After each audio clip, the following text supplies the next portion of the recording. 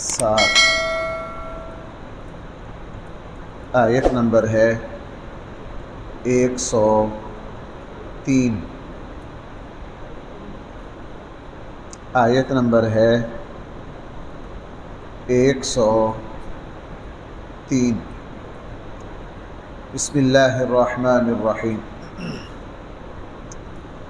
الحمد للہ رب العالمین والصلاة والسلام علی سید الانبیاء والمرسلین وعلی آلہ واصحابہ اجمعین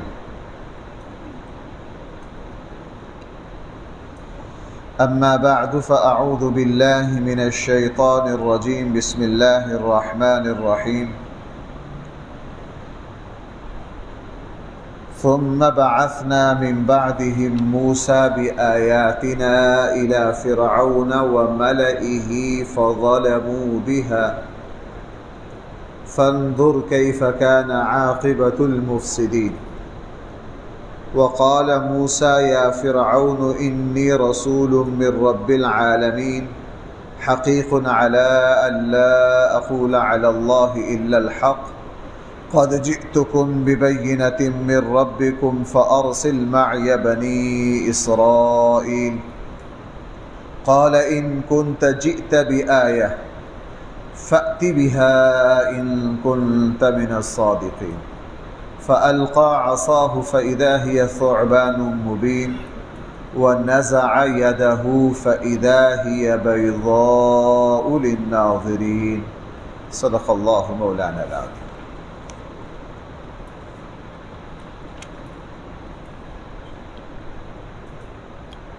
یہاں سے تقریباً 6 ساڑھے 6 7 رکوعوں پر مشتمل قرآن کریم نے حضرت موسیٰ علیہ السلام اور ان کی قوم بنی اسرائیل اور ان کے مد مقابل فرعون اور اس کی جو قوم تھی قبطی، قرآن کریم نے بہت تفصیل سے ان کا یہاں ذکر کیا. قرآن کریم نے جس تفصیل کے ساتھ موسیٰ علیہ السلام، ان کی قوم اور فرعون کا تذکرہ کیا ہے، کسی اور نبی کا تذکرہ یا کسی اور واقعے کا تذکرہ اس طرح نہیں ہے. تفصیل کے ساتھ یہ واقعہ تقریباً 3-4 جگہ ہے. جزوی طور پر یہ واقعہ بہت ساری جگہ بیان کیا گیا ہے. اس کی وجہ یہ ہے چونکہ موسیٰ علیہ السلام کو اللہ تعالیٰ نے عظیم الشان کتاب تورات دی. موسیٰ علیہ السلام کے معجزات بہت واضح تھے اور حضرت موسیٰ علیہ السلام کے مد مقابل ایک بہت بڑی اس زمانے کی سپر طاقت اور بہت بڑی حکومت فرعون کی تھی.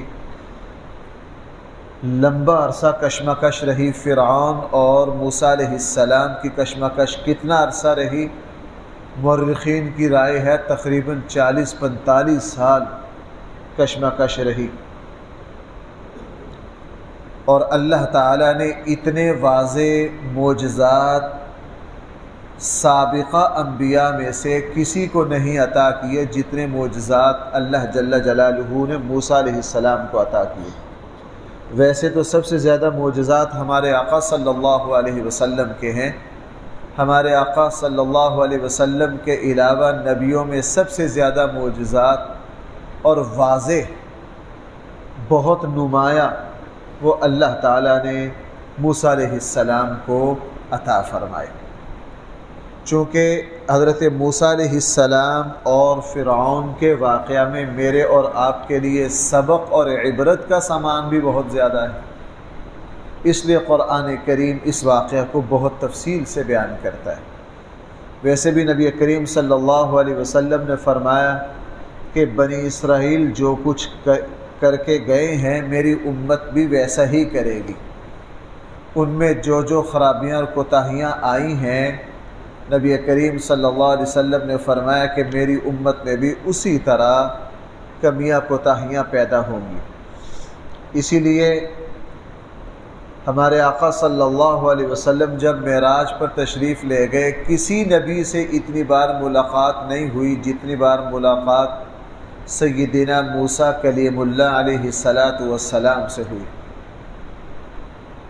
5 نمازوں کے بارے میں بھی 50 ملی تھی، 5 تک جو لائے تھے نبی کریم صلی اللہ علیہ وسلم کو بار بار اللہ کی بارگاہ میں بھیجنے والے وہ حضرت موسیٰ علیہ السلام تھے۔ اب اس واقعہ کی تفصیل یہ ہے کہ جس وقت اللہ کی شان ہے، ایک چھوٹے سے نکتے سے کوئی بات شروع ہوتی ہے۔ بھائی ذرا اس بات پر غور کرنا، ایک چھوٹے سے نکتے سے، چھوٹے سے وقوع سے کوئی بات شروع ہوتی ہے اور وہ کسی بہت بڑی داستان کا پیش خیمہ ثابت ہوتی ہے۔ کسی کو اندازہ ہی نہیں ہوتا کہ اس قطرے سے اتنا بڑا سمندر وجود میں آئے گا۔ اب موسیٰ علیہ السلام سے 400 سال پہلے حضرت یوسف علیہ السلام، اہل علم نے فرمایا حضرت یوسف اور حضرت موسیٰ کے درمیان تقریباً 400 سال کا فاصلہ ہے۔ بھائیوں میں حسد ہوا اور انہوں نے نالائقی کرتے ہوئے اپنے چھوٹے بھائی کو کنویں میں پھینک دیا۔ یہ چھوٹا سا واقعہ تھا، یا یوں کہہ لیجئے کہ یہ ایک انفرادی واقعہ تھا ان بھائیوں کا۔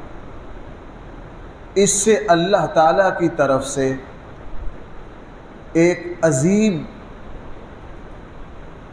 تاریخ مرتب ہوئی۔ اس کنویں سے اللہ تعالیٰ نے یوسف علیہ السلام کو نکالتے نکالتے مصر پہنچایا۔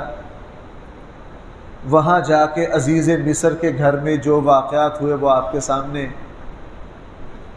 پھر یوسف علیہ السلام مصر کی حکومت تک پہنچ گئے۔ پھر وہ جو قحط پڑے، پورے علاقے میں مصر کی حکومت کی شہرت ہوئی،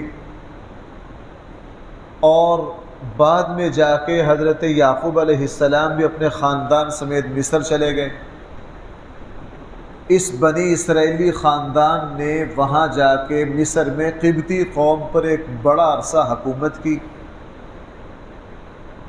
اور وہاں سے ان کی تعداد اتنی بڑی، بھائی سننا ذرا، اہل علم کرائے مورخین نے لکھا ہے کہ یوسف علیہ السلام کے پاس جب حضرت یعقوب سارے بھائی اور خاندان کو لے کر گئے تو یہ بنی اسرائیلی تقریباً 73-74 افراد تھے۔ بھائی کتنے افراد تھے؟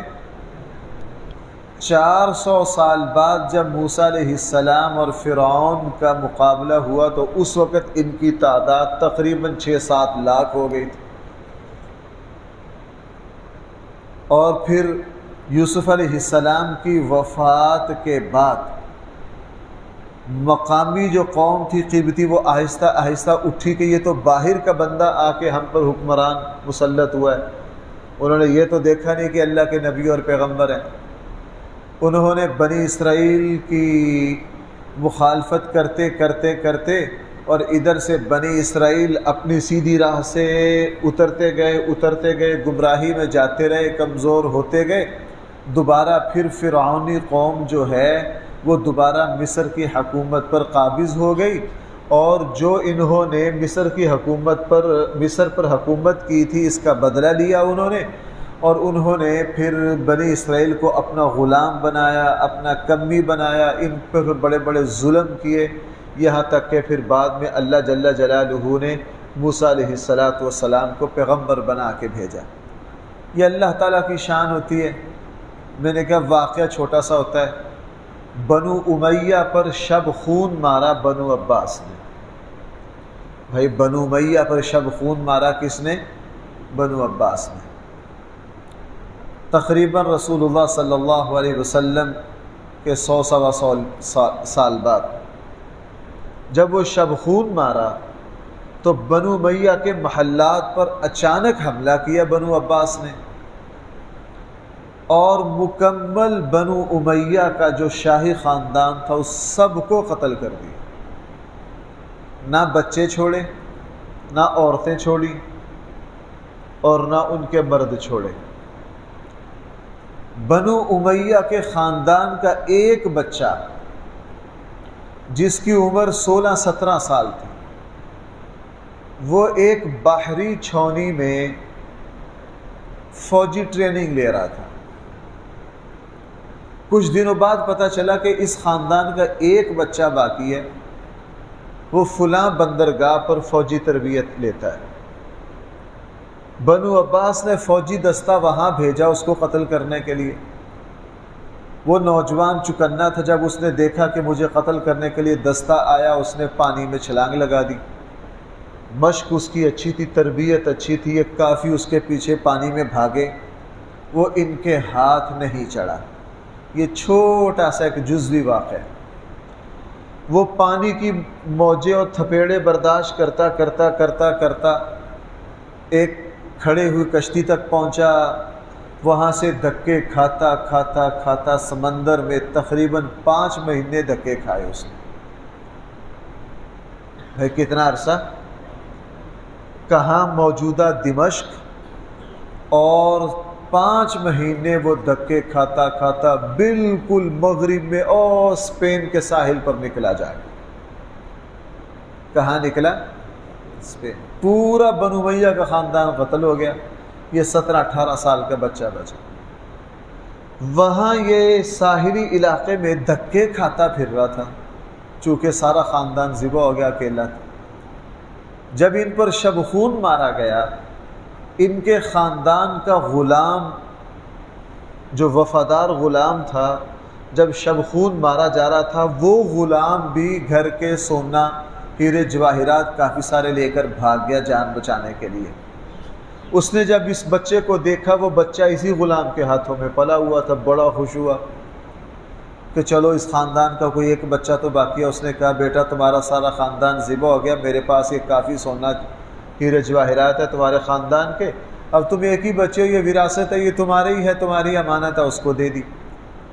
اس 18 سال کے بچے نے وہاں سے دوبارہ کوشش کی، اسی ساحلی علاقے میں اپنی محنت کی، لوگوں کو ساتھ ملایا، کرتے کرتے کرتے کرتے اس نے ایک عظیم الشان مسلمانوں کی حکومت قائم کر لی، جو پھر بعد میں تقریباً 700 سال تک اسپین میں قائم رہی، اور پھر وہ دنیا کی سب سے بڑی حکومت بنی اندلس کی، اسپین کی۔ اور اسی بچے سے اب یہ ایک چھوٹا سا واقعہ، اس اللہ کی شان ہے، ایک چھوٹا سا واقعہ ہوتا ہے، اللہ تعالیٰ ذرے سے پہاڑوں کو نکال دیتے ہیں، اور اللہ تعالیٰ پہاڑوں کو بھائی ذرہ بنا دیتے ہیں، اس کی طاقت، اس کی قدرت ایسی ہے۔ بہرحال اب یوسف علیہ السلام بچہ مصر آیا، بہت بڑی حکومت قائم ہوگی، بعد میں ان پر پھر زوال آیا، اور اللہ جل جلالہ نے موسیٰ علیہ السلام کو دوبارہ نبی بنا کر بھیجا، اور وہ واقعہ آگے اس میں اشارہ آئے گا، موسیٰ علیہ السلام کس طرح فرعون تک پہنچے، وہاں کہاں اللہ تعالیٰ نے ان کی تربیت کروائی۔ بعد میں جا کے پھر اللہ تعالیٰ نے موسیٰ علیہ السلام کو حکومت دی، اور موسیٰ علیہ السلام پھر دوبارہ اس فرعون کے پاس نبی بن کر آئے جس فرعون کے گھر میں پلے تھے۔ اہل علم کی یہاں 2 رائے ہیں۔ بہت سے اہل علم اور مورخین کی رائے تو یہ ہے کہ موسیٰ علیہ السلام جس فرعون کے گھر میں پلے تھے، بعد میں اسی فرعون کی طرف نبی بنا کر بھیجے گئے۔ یہ بات میں نے پہلے بھی بارہا عرض کی ہے، فرعون جو ہے، فرعون یہ مصر کے ہر بادشاہ کا لقب ہے۔ 31 کے قریب فرعون ہوئے، فراعنہ 31 کے قریب ہیں، اور تقریباً 1600 سال ان فرعونوں کی مصر پر حکومت رہی ہے۔ بھائی کتنا عرصہ؟ 1600 سال۔ اور جس طرح رسول اللہ صلی اللہ علیہ وسلم کے زمانے میں ایران کا جو بھی بادشاہ ہوتا تھا اس کا لقب کسریٰ ہوتا تھا، جو بھی رومی بادشاہ ہوتا تھا اس کو قیصر کہا جاتا تھا، حبشہ کا جو بھی بادشاہ ہوتا تھا اس کو نجاشی کہا جاتا تھا۔ ہم جو نجاشی کا ذکر سنتے ہیں نا، وہ بادشاہ کا لقب ہے، نام تھا اس کا اسحمہ بن بابری۔ اور اسی طرح مصر میں جو بھی بادشاہ ہوتا بھائی اس کا لقب کیا تھا؟ فرعون۔ یہ 31 ہوئے ہیں، ان کی 1600 سال حکومت رہی ہے ان کی۔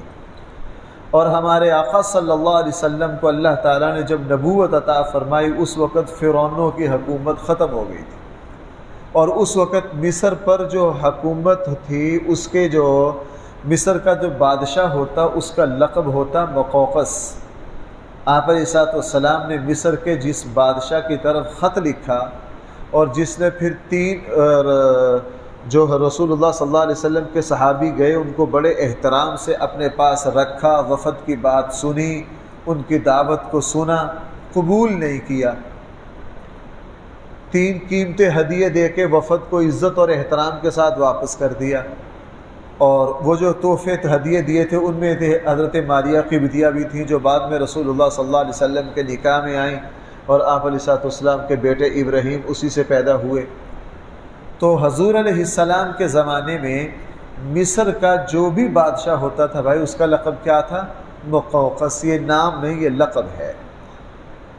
تو موسیٰ علیہ السلام جس فرعون کی طرف گئے نبی بن کر، مورخین میں سے ایک جماعت وہ ہے جس کی رائے یہ ہے کہ یہ وہی فرعون ہے جس کے گھر میں موسیٰ علیہ السلام پلے اور بعد میں پھر اسی فرعون کی طرف نبی بنا کر بھیجے گئے۔ لیکن بہت سارے مورخین اہل علم مفسرین کی رائے یہ ہے کہ نہیں، موسیٰ علیہ السلام پلے تھے باپ کے گھر میں، اس کا نام تھا رامسیس، اور پھر بعد میں جو نبی بن کر آئے جو فرعون غرق ہوا وہ نہیں تھا جس کے گھر میں موسیٰ علیہ السلام پلے، بلکہ وہ اس کا بیٹا تھا، اس کا نام منفتح ہے، منفتح بن رامسیس۔ موسیٰ علیہ السلام پلے ہیں باپ رامسیس کے گھر میں، اور پھر بعد میں جو کشمکش ہوئی ہے وہ اس کے بیٹے منفتح کے ساتھ ہوئی ہے، اور یہی راجے لگتا ہے بھائی، یہی کیا لگتا ہے کہ بیٹے سے بعد میں مقابلہ ہوا ہے۔ کیوں؟ موسیٰ علیہ السلام بچے تھے، آپ کو پتہ ہے موسیٰ علیہ السلام ابھی پیدا نہیں ہوئے تھے، قتل و غارت شروع کر دی تھی مصر کے اس نے نجومیوں نے بتا دیا تھا، اس کا بھی قرآن کریم میں 3-4 جگہ ذکر ہے۔ اب جو بادشاہ موسیٰ علیہ السلام کے پیدا ہونے سے پہلے ہی مصر کی حکومت پر فائز تھا، پھر حضرت موسیٰ علیہ السلام پیدا ہوئے اور جوان بھی اسی کے گھر میں ہوئے، پھر بعد میں مدین چلے گئے اور 10-12 سال مدین رہے، پھر دوبارہ 40 سال کی عمر میں نبوت ملی، تو بظاہر وہ فرعون اتنا لمبا عرصہ اس کی حکومت رہ نہیں سکتی، چونکہ عمر اس کی اتنی لمبی نہیں بن سکتی۔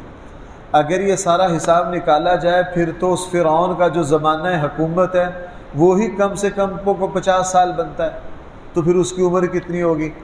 اس لیے دوسرے مفسرین کی رائے یہ ہے کہ نہیں، موسیٰ علیہ السلام پلے تو ہیں، جوان تو ہوئے ہیں باپ کے گھر میں، اور بعد میں بیٹا مصر کی حکومت پر آ گیا تھا، اس کے ساتھ موسیٰ علیہ السلام کے بیٹا کی کشمکش ہوئی ہے، موسیٰ علیہ السلام اور پہلے فرعون کے بیٹا کی قرآن کریم نے اس کا یہاں ذکر کیا ہے۔ اب ذرا دیکھیے جگہ جگہ جو بات آئے گی وہ میں ساتھ ساتھ عرض کر دیتا ہوں۔ ثم بعثنا، پھر ہم نے بھیجا، من بعدہم، ان نبیوں کے بعد، موسیٰ علیہ السلام کو بآیاتنا، اپنی آیات، اپنی نشانیاں دے کر فرعون اور اس کے سرداروں کی طرف۔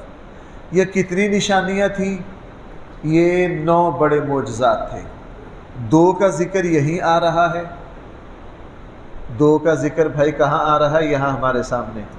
6 کا ذکر 2 رکوع کے بعد آئے گا، اور 1 کا ذکر سورہ یونس میں ہے۔ یہ ٹوٹل 9 نشانیاں ہو گئیں۔ اللہ تعالیٰ نے موسیٰ علیہ السلام کو 9 معجزات دے کر فرعون کے پاس بھیجا اور اس کے سرداروں کے پاس بھیجا۔